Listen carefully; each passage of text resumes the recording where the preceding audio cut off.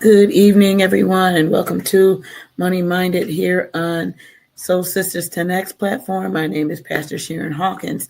Today is Friday, November the 7th, 2025. Great to be back with you all again on tonight. This is pre recorded as I do have an earlier church service to get to on tonight. Hope all is doing well. I know it's that time of the year. I'm getting it too, the little winter blues, starting to get a little chilly. It's rainy, and in my neck of the woods where I live, they're calling for snow next week. So it's that time of the year. But anyway, we are still thankful and glad to be on in the land of the living. All right, so we're going to jump right into it. Tonight's scripture is from Hebrews, and I'll be reading Hebrews chapter 13, and I'll be reading verse 5. Hebrews chapter 13 and verse 5. And it reads as thus: Let your conversation be without covetousness, and be content with such things as you have. For he have said, I will never leave thee nor forsake thee. I want to read it one more time. Let your conversation be without covetousness, and be content with such things as ye have. For he has said, I will never leave thee nor forsake thee. So, what does that mean? We should not have a complaining spirit. We should not be mumbling and complaining. Our conversation should be full of joy and not things of, I don't have this, or pouting or whining or whatever you case might be. But my title for tonight is being content, being satisfied with the things that we have. And it says that he will I will never leave thee nor forsake thee, which means what? There's another scripture in the Bible that says that God will supply all of our needs. So we have to be content with the things that God has given us. A lot of times God allows us, and he answers our prayers, and he gives us things that we don't need. But what happens a lot of times, we don't know what to do with those things, right? Or sometimes people forget about God. They leave salvation. They leave the church because God has blessed them. But we have to be content. The word that content is to be happy, to be satisfied with what God has already given us, right? We should not have a greedy spirit. We should always be looking to have more and more and more and more of things. I spoke on this a little bit earlier throughout the year and here and there about, we got 20 pair of shoes and we only have 2 feet, right? And we know we go in and look at those shoes. I use myself as an example with pocketbooks. I like Coach, so I got totes of pocketbooks, but when I go out, I can only carry one purse at a time. And a lot of times the materialistic things that we have are not even in use. Saints friends that are listening, we have these things and they sit around the house, right? We're not even using them. And, we wear them, or we use them when we're styling an outfit, or we'll bring that out on a special occasion. We're going into holiday season and Thanksgiving.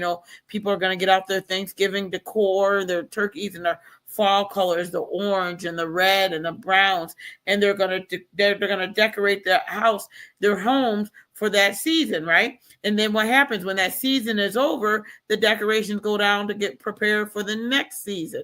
So those things at least get used once a year. Let's just be honest with ourselves. Sometimes we got things that we don't even use and haven't used in years. A lot of times we have things that we forget about, right? I forgot about that shirt. I forgot about that pair of shoes. Oh my goodness, I already had that. Even when we go grocery shopping, even me myself, a couple weeks ago, I was saying when I got back from Egypt, I went grocery shopping and the price of a can of tuna fish was $4. And I couldn't believe it was $4 and change. And I left that tuna fish right there. I came home, I'm like, oh, I already got tuna fish, So we got, we have things and stuff that we already in our home, in our possession, right? That we forget about, that we don't even think about. But we have to be content. We have to be satisfied with the things that God has already given us, because when we get too much, what happens? We get lifted up in pride. We get greed.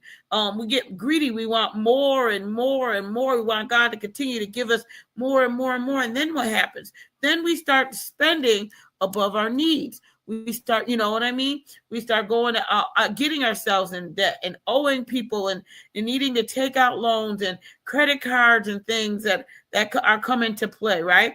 Things that we don't need because we're not content. We're not satisfied with what God has given us. But we also know that the Bible says that His grace is sufficient. And He also said He'll never see the righteous forsaken, nor his seed beggeth bread, which means what? God is always a provider. Psalms 23, the Lord is my shepherd, I shall not want. Everything we need, God's got it. Everything we want, God's got it, right? But we get caught up in those three evils: the lust of the eye, the lust of the flesh, and what? The pride of life. What happens? Our flesh takes over, right? And we start wanting these things that we don't need. We start looking and wanting to go for things and overspending on things that we don't need, you know. We need to clean out our closets, give back to Goodwill, help those who are in need. You know, the government shutdown is still going on. People need food. Go and look in your cabinets. Go to and see what you have, canned goods and things like that. Donate to the food bank, right? Help others out. So this is the time of the need, not just because the government is shut down, but you know, this is the holiday season. Before this happened, there's already been homeless people in effect. Before this happened, there's already been people who don't have food in their home. So we got to be content. We got to be happy and satisfied with what we have, right? We can't always want. And what happens when that happens? When we get greedy, you know, we get out of the will of God, because when we start getting into so much of our wants and things like that, we forget that God is able and willing to supply all of our needs. Not only that, there's a lot of times that we get things that, what happens? We don't know what to do with them, right? He blesses us, and we forget about him. We can't forget about God. God gives us all the time in the world to do everything that we want to do. So we have to remember to serve and to praise him and to put him first. So tonight, I just want to encourage you to be content, be satisfied, be happy with the things that you have. And not only that, we have to instill those in others. I'm reminded and trying to put all of the things that we have read and studied in this class. You know, he said, set up an inheritance for those that come after us, for our home, for you know, once we leave this earth, our seed, those are coming up underneath us. We're not supposed to leave them in debt with a whole lot of things. You know, we're supposed to make preparation for our leaving the earth and leaving our legacy and things behind. Well, that's not just in material things, but that's also in our teachings. So we have to teach our children, teach our grandchildren to be content, to be satisfied with what they have. You know, the holiday season's coming. We're not going to go out and get ourselves in debt, right? Trying to satisfy our children and our grandchildren or our nieces and nephews, whoever the case might be, to satisfy. And we love to see it. Me too. I love to see the smile on my grandchildren's face. I love to see them happy. I want to be a blessing to them, but we cannot live above our means. We cannot and should not get in debt in order to do that, you know. And now that, you know, I'm getting a little older, we're getting more what? Wisdom. So we get more wisdom, knowledge, and understanding, right? A memory goes a long way more so than a toy, you know. So we want you to try to bless with some memories, some teaching, some instill that, because once we leave this earth, that's all that's left is those memories for them to hold on to, you know. It's nice to have those sentimental things, right? A homemade card. I talked about that. Homemade art sets and things when my children were growing up, and I still have some of those things, and I can reflect on them. Those little, you know, Mother's Day and Valentine's Day cards.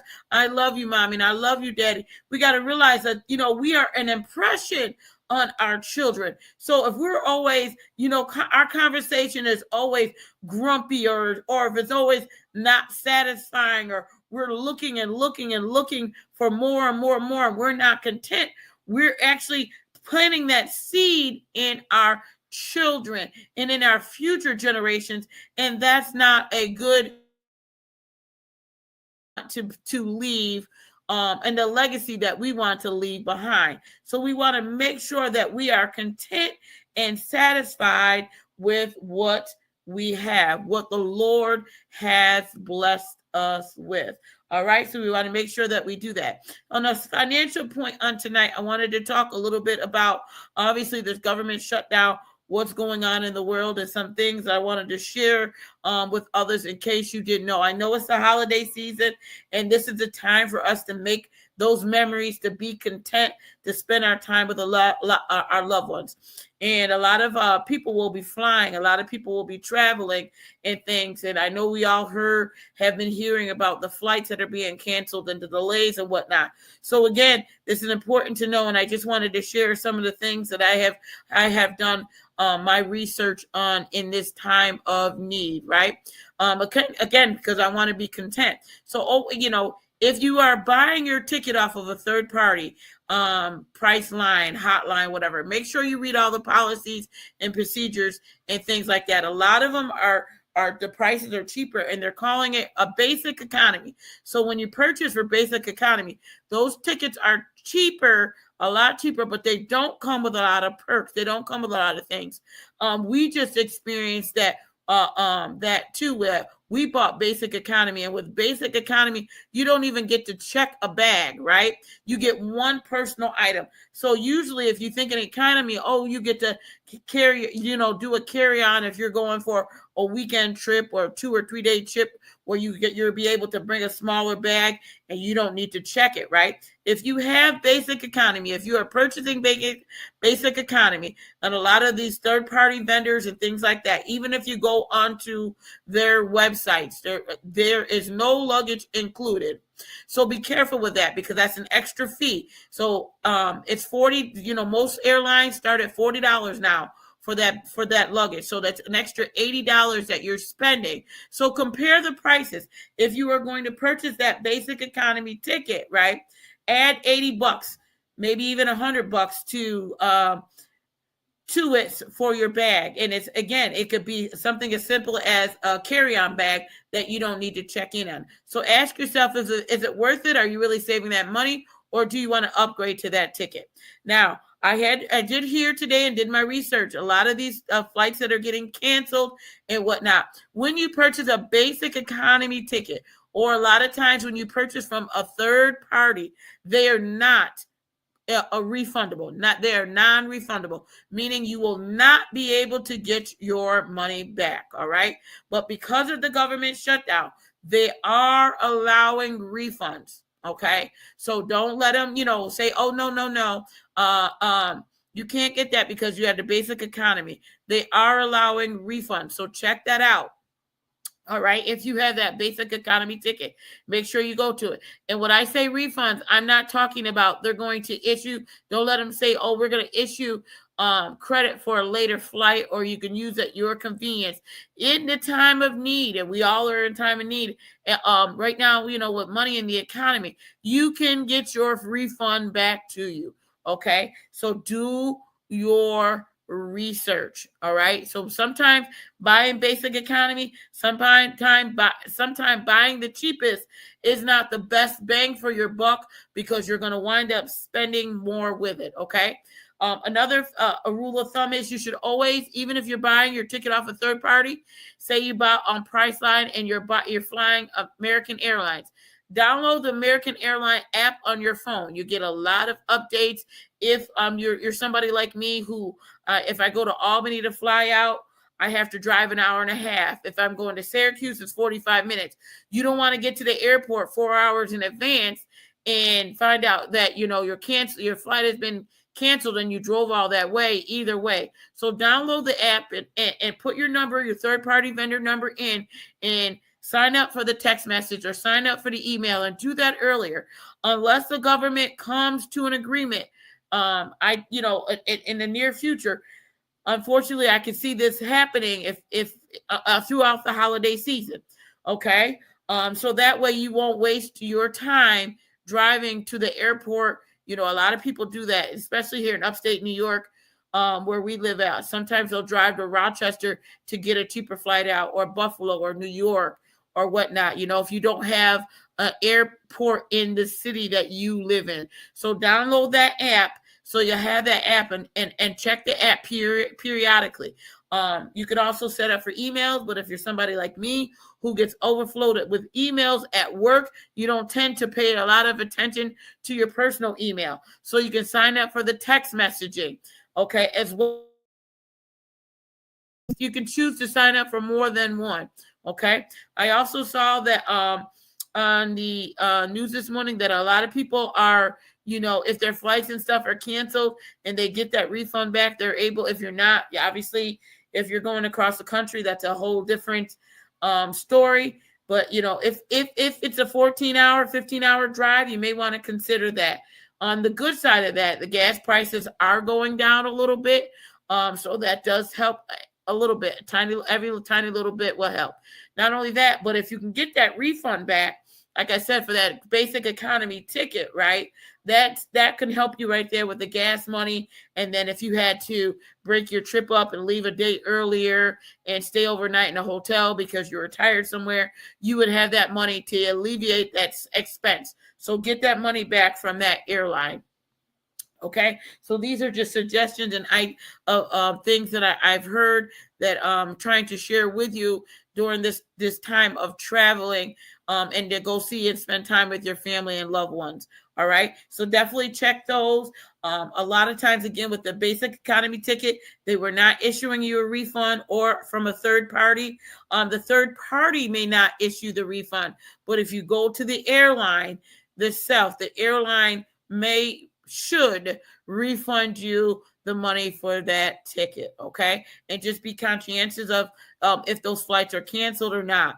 I know a lot of people are saying, well, I'm not flying out of a big city. I'm not flying out of New York City or whatnot, but it's a trickle-down effect. So no matter if you're going to a huge airport like Reagan or Ronald Reagan Airport or JFK, Air LaGuardia, whatever the airport, if you're not going, or Houston, if you're not going to a big one, the smaller ones get affected by this as well. So you just want to really, really be conscientious of those things that are happening around you. Okay.